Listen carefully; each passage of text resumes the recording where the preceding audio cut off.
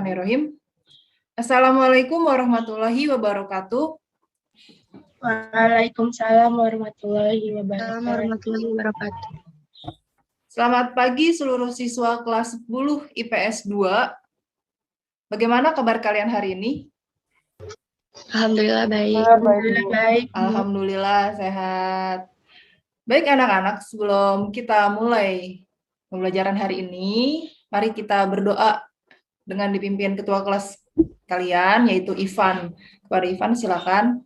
Baik, Bu. Oke, teman-teman semua, sebelum kita mulai pembelajaran di pagi hari ini, alangkah baiknya kita berdoa terlebih dahulu demi kelancaran semuanya. Berdoa dalam hati, mulai. Oke, untuk di cross check, Ibu mau periksa absensi kalian di Zoom hari ini ya.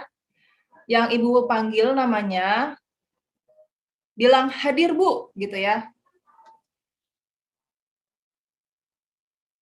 Anandita. Hadir Bu. Ari Sigit. Hadir Bu. Clarissa. Hadir Bu. Oke, hari ini kita akan membahas tentang jenis penelitian sosial. Ada yang masih ingat? Minggu lalu kita membahas tentang apa? Minggu lalu kita membahas tentang sikap seorang peneliti, Bu. Kita sebagai seorang peneliti harus bersikap objektif, kompeten, faktual, skeptis, kritis, jujur, dan terbuka. Oke, terima kasih Clarissa, bagus sekali. Untuk mengetahui materi hari ini, Ibu mau kasih tahu nih, tujuan pembelajaran kita. Tujuan belajar tentang jenis penelitian adalah peserta didik diharapkan dapat menganalisis jenis penelitian sosial. Maka hari ini kegiatan kita ada kegiatan berdiskusi. Sebelum kita lanjut ke materi, Ibu mau kirimkan video ke kalian. Kalian simak, habis lihat video ini, kalian berikan pendapat tentang isi dari video tersebut.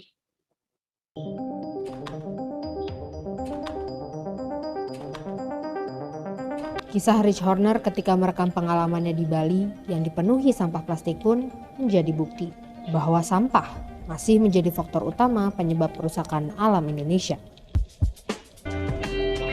Ya iyalah, pasti setuju. Kalau setiap hari nggak dibatasi, nanti lama-lama buminya kayak tumpuk sama sampah plastik. Sampah plastik itu paling sulit untuk diurai. Jakarta menyumbang 2,5 juta ton sampah setiap tahunnya. 370.000 tonnya merupakan sampah plastik.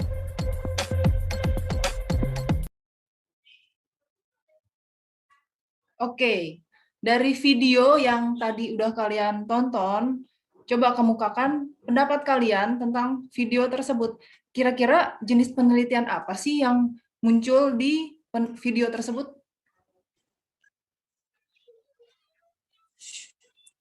Menurut saya, dari video tersebut termasuk penelitian lapangan karena peneliti terlibat langsung dengan objek yang diteliti. Baik, ada pendapat yang lain? Di video ini juga terdapat laporan data yang sepertinya termasuk jenis kuantitatif. Kuantitatif. Kenapa kamu bilang di situ ada kuantitatif? Ya. Karena ada angka ya, dia menyebutkan data-data. Jadi di video ada penelitian lapangan, betul sekali. Di penelitian lapangan juga dia menyebutkan data kuantitatif. Bagus sekali, Fashandira dan Amar. Ya, materi kita hari ini adalah tentang jenis penelitian. Jenis penelitian itu secara garis besar dikelompokkan menjadi 4 kelompok.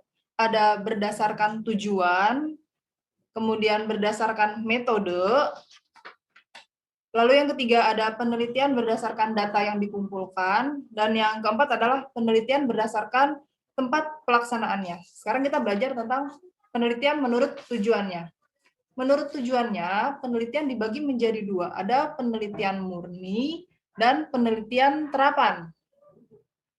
Kalau murni itu basic research sama apply research. Tadi, menurut cara pendekatannya ada kuantitatif dan kualitatif. Kuantitatif itu berdasarkan angka. Dia penelitian yang memunculkan data statistik. Kalau kualitatif, dia penelitian yang cenderung narasi, mendeskripsikan suatu fenomena, melihat teori-teori gitu. Kira-kira fenomena ini cocoknya teorinya apa ya? Itu penelitian kualitatif. Ice breaking. Yuk hitung ada berapa jumlah telur yang dihasilkan ayam ini. Coba. Ada 10, Bu. Ayo, berapa konsentrasi? 11, Bu. Konsentrasi. Ayo, berapa? 11, Bu. Salah. 12, Bu. Salah. 1, Bu. Salah. 1, Bu. Salah. Ayo dong, ini Ayam jantan. anak-anak ibu nih, ayo dong. Siapa yang bilang? 8. Saya. Betul sekali, Clarissa. Itu ayam jantan, dia tidak bertelur, anak-anak. Nah, balik lagi ke materi. Wawancara merupakan salah satu cara untuk mengumpulkan data, betul?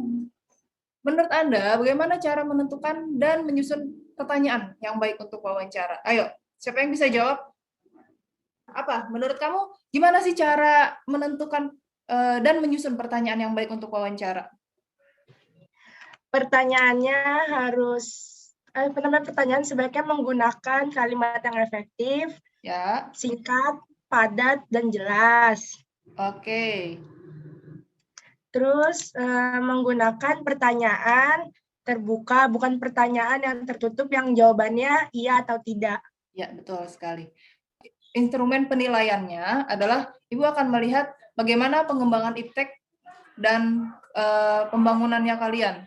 Terus ketepatan metode yang digunakan sama menguraikan pertanyaannya tadi. Oke, Ibu akan buat kalian masuk ke breakout room. Gimana? Kelompok 1, Pasar Apung. Halo, Bu.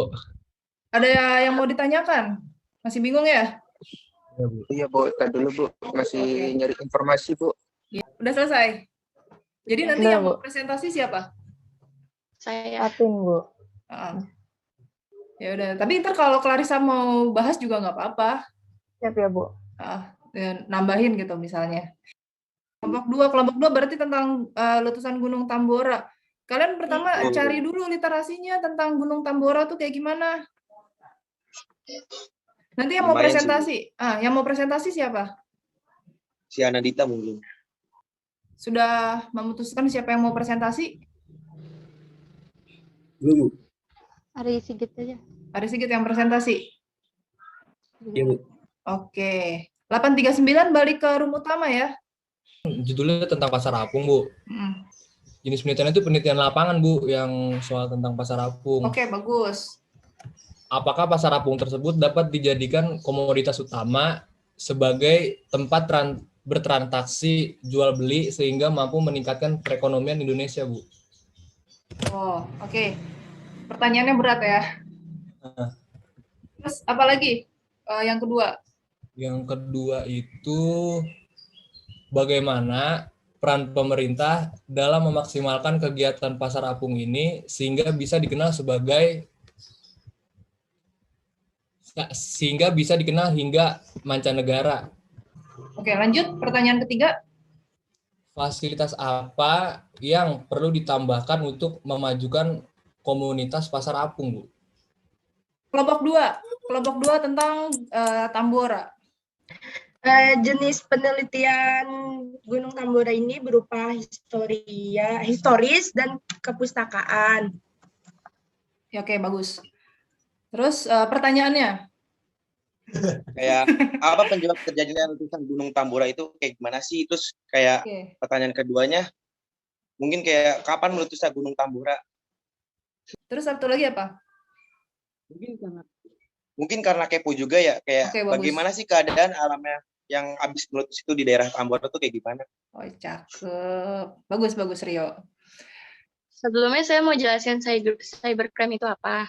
Boleh. Kan di era digital ini banyak banget oknum yang nggak bertanggung jawab yang pakai IT itu sebagai alat buat nyebarin informasi destruktif. Saya pernah baca di media Kompas tuh banyak banget tindakan kejahatan seperti carding, hacking, dan viruses, bahkan ada perjudian online. Berarti jenis penelitian tentang cybercrime ini apa? Jenisnya bakal dijelasin sama Clarissa. Oh ya, bagus. Gimana Clarissa? Jenis penelitian itu penelitian eksploratif. Terus beberapa contoh pertanyaan yang tadi kita berdua udah bikin. Yang pertama, apa yang dimaksud dengan kejahatan dunia maya cybercrime? Yang kedua, bagaimana sebuah cybercrime dapat terjadi? Pertanyaan ketiga, seperti apa saja contoh kejahatan cybercrime? Iya, bagus sekali. Bagus sekali untuk kelompok 3. Yang terakhir, tentang COVID. COVID siapa ini COVID? Fashandira ya? Fashandira sama? Saya Bu, Ari Bu. Oh ya, Ari. Gimana? Jenis penelitiannya apa? Deskriptif Bu. Deskriptif. Oh ya, bisa COVID itu deskriptif, kalian menceritakan tentang misalnya awalnya. Oke, pertanyaannya? Pertanyaannya, yang pertama tuh penyebab manusia bisa terinfeksi COVID-19. Ya. Yang kedua, bisakah hewan peliharaan kita menyebarkan virus COVID-19? Dan yang terakhir, bolehkah ke dokter gigi saat pandemi? Ya, oh bagus sekali. Oke, Ibu rasa latihan kalian di LKPD ini sudah cukup. Nanti kalian rapihin lagi, terus kirim ke GCR. Ibu tunggu sampai hari Rabu. Ibu rasa sudah cukup, kalian sudah memahami materi tentang jenis penelitian sosial. Ada yang mau memberikan kesimpulan? Bu, hari ini kita, kenapa Rio?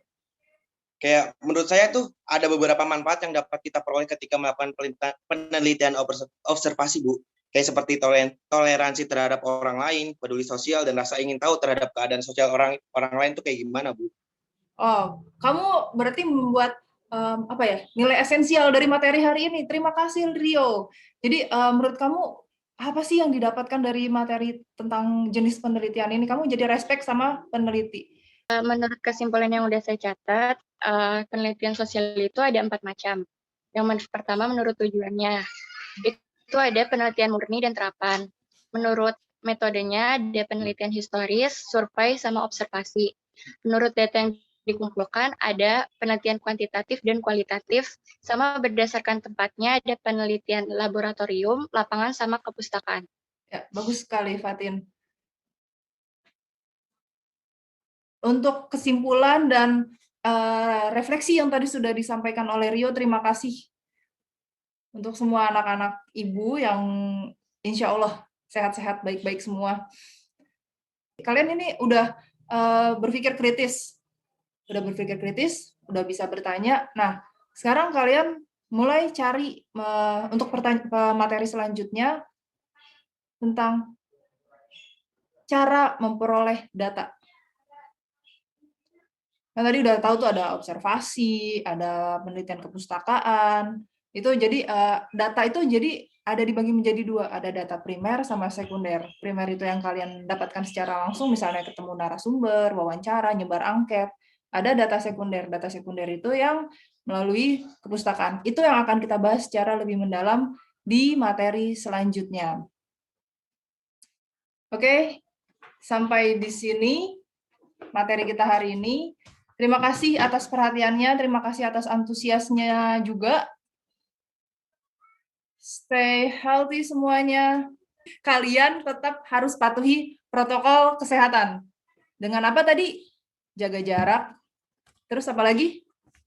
Jaga jarak, terus menghindari kerumunan, mengurangi mobilitas, mencuci tangan, dan menggunakan masker. Mari kita menggunakan masker bersama sebagai bentuk dukungan protokol kesehatan. Terima kasih semuanya. Assalamualaikum warahmatullahi wabarakatuh. Silakan kalian live.